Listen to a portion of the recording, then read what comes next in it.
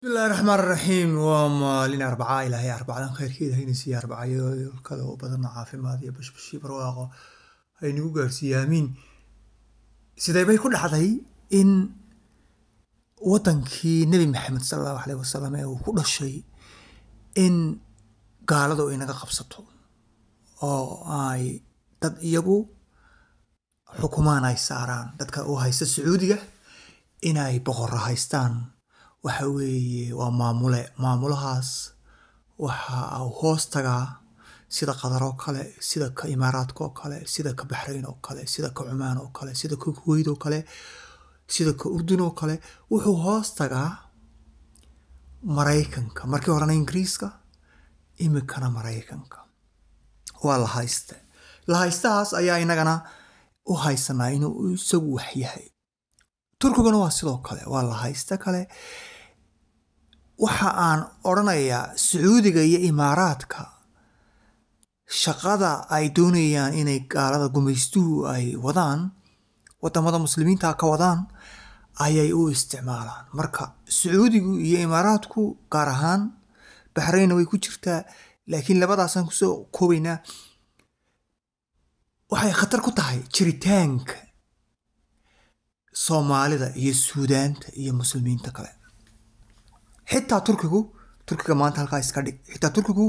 isaga laftiisa waa la isticmaalaa wadamada muslimiinta loo isticmaalaa Iraq waa lagu burburiyay Afghanistan 22 sano Turkiga loo soo maray Liibiya sidoo kale waa meel loo soo maro 7 sano ayay Sacuudiga iyo Imaaraadku waxa ay garaacayeen hubkii ugu dambeeyay Ingiriiska iyo Mareykanka ay la socdaan afartaas ay ganaacayeen Yemen si loo saaro xukun qof la yiri waa sunna oo sidoo iyagoo kala hogaansama sida imaka Syria oo kale Syria waxa lagu yiri dharka tuur suul xiro waa adiga arkay waa ninkii argagixisada ahaa waa ninkii muslimiinta Iraq ku dilay Syria ku kumaaday ilaa maanta ku kumaadaya وكا هذا حكم كان لودي وايو وحدوني يا حكم وحله قامينيا قفك واي تورتان قفك نحسكا عادي بقى تورتان يما وي نصيب درو ويكو قولي سواي يمان حوثيين تا ايا صوتو دوتنطي او محوهاي اسكعليسي لكن waxay ku guuleysteen Sacuudiga iyo Imaaraadka iyo Ingiriiska iyo Mareykanku inay carruurta yar raashinka ka xiraan raashin sida iminka qasoo kale ay ku hayeen raashin la'aan dawa la'aan iyo muxuu ahaayay batrool la'aan marka sidee ku dhacday waxa ay ku tala galeen in haddii aynu Sacuudiga qabsano 100 sano ka hor haddii Sacuudiga qabsano Ingiriisku Sacuudiga qabsano waxaynu xukumaynaa muslimiinta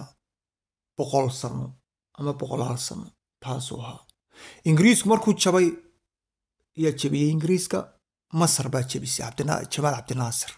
isaga iyo Faransiiska iyo Yahuud saddexda wadan kanalka muxuu ahaayay meesha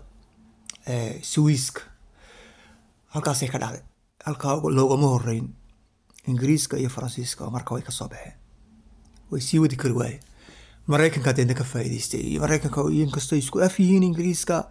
haddana tartan bay ku jiraan in midba kale uu ka badiyo midba kale ma aamino midba kale basaasiin buu diraa midba imika maanta Ingiriiska Mareykanka hogaamiya Yurub oo dhan Mareykanka hogaamiya ma hadli karaan uu gumaysanaya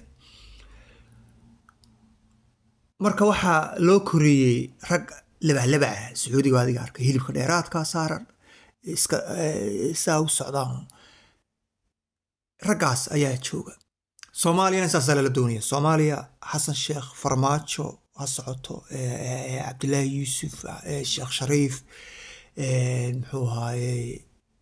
Siyaad Barre sidaas in rag ay ugu gacanta ku hayaan sida ka Syria oo kale ay u saaraan oo ay xukumaan intaas oo sano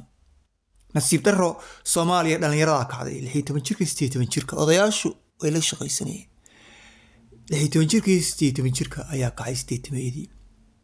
waayo waxay u qaadan kar waayeen dulmigii iyo dhibaatadii lagu hayay wayna ogni taariikhda halka qaar baa wali yiraahdaa dawlad baa naga burburtay dawlad ma jirto qof garanaya 80kii garanaya todobaataneyadii garanaya xitaa haddaanu garanayn imka taariikha dib u eega wuxuu ogaanayaa in dulmi iyo dhibaato dadka badankiisa way gaajoonayeen in yar baa waddanka haystay qabiil keliya haystay marka sidee bay ku dhacday inay sacuudi gacanta ku dhigaan waxay ku dhacday xukunka dadkay saareen boqortooyada ayay maamulaan boqortooyaduna cadaadis bay ku haysa dadka marka maxaa xalku waxa weeye boqortooyada laga takhaluso haddii la doonayo in muslimku muslim uu xorriyad noqdo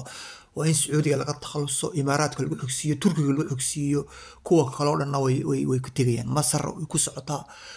farahay ku taagayin dadku urdun sidoo kale xoog baa lagu hayaa marka taas ayaynu baahnay inaynu